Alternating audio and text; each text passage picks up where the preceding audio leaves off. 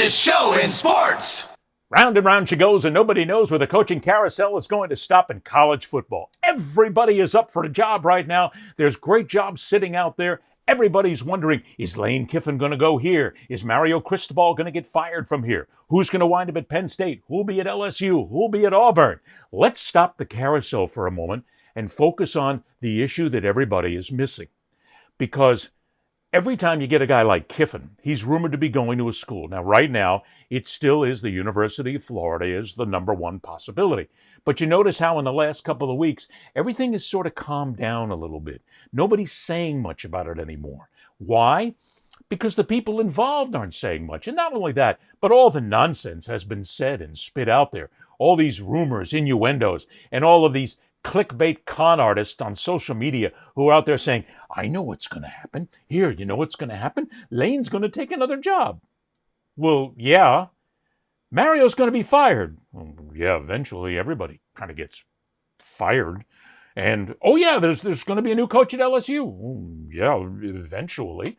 It's all just nonsense. The nonsense has died down. We're pretty much... If you look on social media, it's all a regurgitation right now, over and over again, of the exact same bullshit that we've been hearing for the last month. We've talked about it on this show, but we haven't fed into it because I'm not going to sit out here and do this show constantly and talk about here's what's happening, here's what's not happening, here's a rumor there, there's a rumor over here, because that's all people are dealing with right now. What people are not talking about is why coaches would want to go to a certain school. Now stop and think about this for a moment. Let's take the University of Florida for a moment. The University of Florida is a magnificent place to play athletics. It is a school that if you want to go, they will give you everything. The fan base is incredibly loyal at the University of Florida. These are people who will drive days to go to a game. They'll wind up going to Jacksonville for the world's largest cocktail party, which you notice it's not being called that much anymore because it denotes a lot of alcohol being involved. Hey, I've been to a couple of these. I've never seen so much alcohol in my life, and it's fun. When Florida and Georgia get together, it's a great game. You got people who will come from everywhere to see it. No. This is not an indictment of the University of Florida. But this is an indictment of why a coach of any stature would want to go to work for the University of Florida. Now, hear me out before you start throwing brickbats and before you start throwing things at the screen. Just hear me out. This is a school that has gone through coaches like toilet paper in the last decade or so. I mean, they have made mistake after mistake after mistake after mistake in bringing coaches in, and every single time they brought a coach in, we were told, this is the one, this is the change, this is the culture, this is how we're going to be, and every time it has failed. The most recent one being Billy Napier. Now, if you're a Lane Kiffin or any other coach, do you want to subject yourself to what's going to happen? Because if you go to a place like Florida, and if you don't win, or at least if you're not in the national championship game by your third year, and that's the magic number anymore, third year, because everybody's going to say, hey, we got great talent sitting here, and you're a great coach, and you know how to coach, and even the transfer portal is there right now, so it's easier to bring in great talent. If you can't do it by the third year, you're a failure. Why does a coach want to do that? Yeah, okay, I hear you. And that's why I said in this, it's not always about the money. Because, yeah, you're going to make millions of dollars, tens of millions of dollars. And while everybody bitches and moans about the buyout, that buyout is still going to be there. Because if you're going to go coaching for any great team, any big-name program that is awash in money, like the University of Florida, you're going to want that big buyout. And somebody may come up and say, well, we're not going to give him a $35 million buyout like the last guy. If he wants it, and if he's the one you want, and if the athletic director says it, and if the fan base says it, you're going to give him that $35 million. Because guess what? You got it. You got the money. But this is not always about the money. Sometimes it's about what the coach is going to inject themselves into. Because think for a moment about Lane Kiffin at Ole Miss. He's a god at Ole Miss. Are you kidding? He has Ole Miss in the possibility of being in the playoff picture. Really? Ole Miss, for crying out loud. I mean, this was a team that for decades has always been a doormat. Hey, you want to go ahead and get a guaranteed victory? Make sure Ole Miss is on your schedule. It's been that way for a long, long time in the SEC. But Lane Kiffin has changed things. He can now set himself up and go wherever he wants, and he can maybe decide to go to a place where he's not going to have to put up with the level of bullshit that he would have to at some of these big schools. And look, if you're a University of Florida fan, if you're a Gator fan, remember, I'm not hammering you, but I've been around this for a long time. I know what goes on.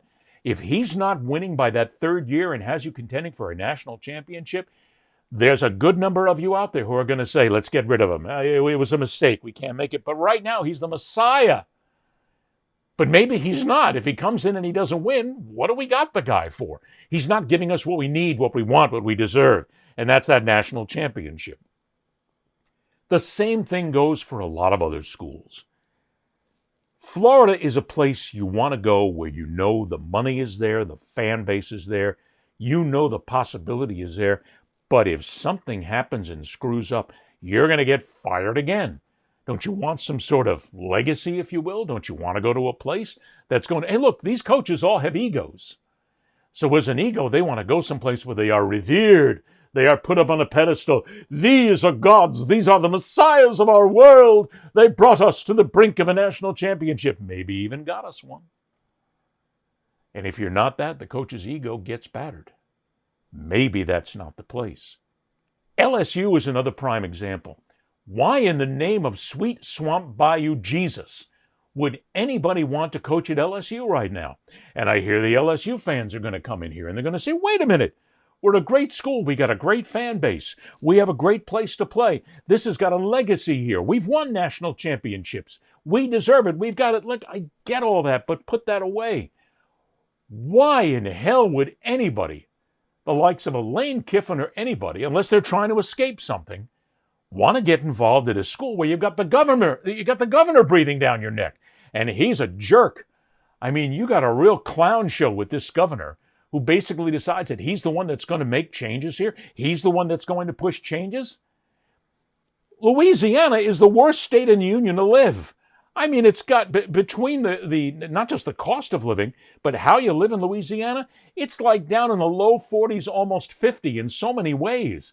It's a terrible place.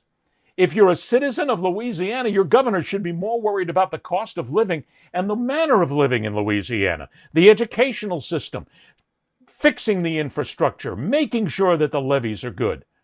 But this is a guy who's more worried about a college football team. Why?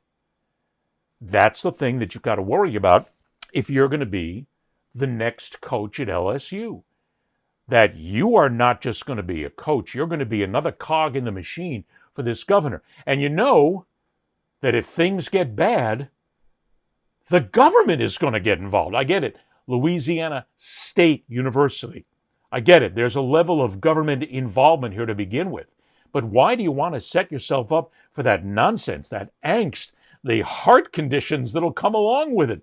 Because you're going to be buried like this. And again, it's the same thing. If you don't win in 2 or 3 years, hey, you're just another Brian Kelly to us. You failed. You didn't do it. We gave you all this money. It's a cyclical thing here at all of these colleges. The coaches have to decide if it's worth it. Yeah, it's worth the money. You can make the money anywhere. And as a matter of fact, once or twice you get to a place, you've had the buyouts, you've made the big money. How many millions do you need? I mean, seriously, all of these coaches that we've been talked about and all of them that have been rumored about, at least 3/4 of them have great contracts. They've got millions of dollars in the bank. They've got millions of dollars in buyouts already. They can sit on their ass and they can basically go fishing for the rest of their life. But they want to coach because that's what they do. Granted. But they're going to wind up in a place where they're going to have to inject themselves into all the nonsense that goes on. And not only that, let's bring up the transfer portal as well, because that has changed college football immeasurably. If you're not good at that, you're in competition with everybody. So here's the thing right now. You're getting ready to go to a school. You're getting ready to go to Florida State, to Penn State, maybe to the University of Miami. You got every other school out there right now. that is competing against you and has got big money boosters who are going to make sure that the players are paid exceptionally well, you may not be able to compete with that. How much booster money do you actually have, and how much are they going to throw in there? Take the University of Miami, for instance. The people at Miami just went insane when they needed a new coach, and Mario Cristobal was the rumored individual to be out there. He was the rumored choice. He's the guy. He did real well at nearby FIU. He's done great at Oregon, and he's a local product. He knows this culture inside and out. He's a Cane. He can't miss. Guess he's missed. As we're taping this show, he's got 2 losses, basically out of the playoff again, and people are calling for him to be fired after a few seasons. Here we go again.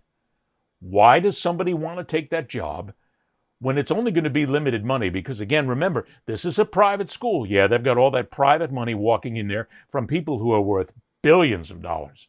But how much are they going to keep funneling into the University of Miami? Is it a bottomless pit of money? Maybe, maybe not. So again, you've got a consideration from a coach to think about, do I really want to go to the University of Miami where that legend is gone? The University of Miami is not feared by anybody anymore. They haven't been for quite some time. So if you're a coach, you're going to have to come in there and say, I'm the guy who's going to go ahead and bring this culture back. Mario Cristobal did that. He's the guy who talked about it from day one when he arrived, that we're going to bring Cane culture back. University of Miami is going to be feared again. Nobody fears you right now. You're losing to Louisville. You're not that feared. So as everybody is out there throwing these incessant, ballyhooed, bullshit rumors out there over and over again, I want you to stop for a minute and think. Don't pay any attention to the rumors and think about the next head coach you're going to get and what that coach is going to want and what that coach is going to think about taking the job. Lane Kiffin may not leave Ole Miss. Likely he will, because he's got an opportunity. He's been there. You're not going to be at Ole Miss for 10, 20 years. Eventually, that's going to wind up being old too. So he's got the great opportunity to jump at the University of Florida job, which he likely will take. I don't see Lane Kiffin touching a job at LSU. And he's not the type for Penn State. And Lane Kiffin's not going to go to the University of Miami. If he's going to go anywhere, he's going to go to the Gators, because the Gators make the most sense for him to actually win a championship. But woe behold to him if he doesn't get that team into a national championship contention in the first 3 years. You better come out of the box, Lane, and you better win. You better be in that SEC championship game in that first year, second year at least. Because if you're not the savior again. All of this turns on the fans and the fan base and what they want. So think about coaches who are going to make the decision, whether it's Florida, LSU, Penn State, Auburn, Miami, anything else. The best chance to win and the best chance to feed their ego. Because you don't want to get derailed by going to a school where you're not going to succeed.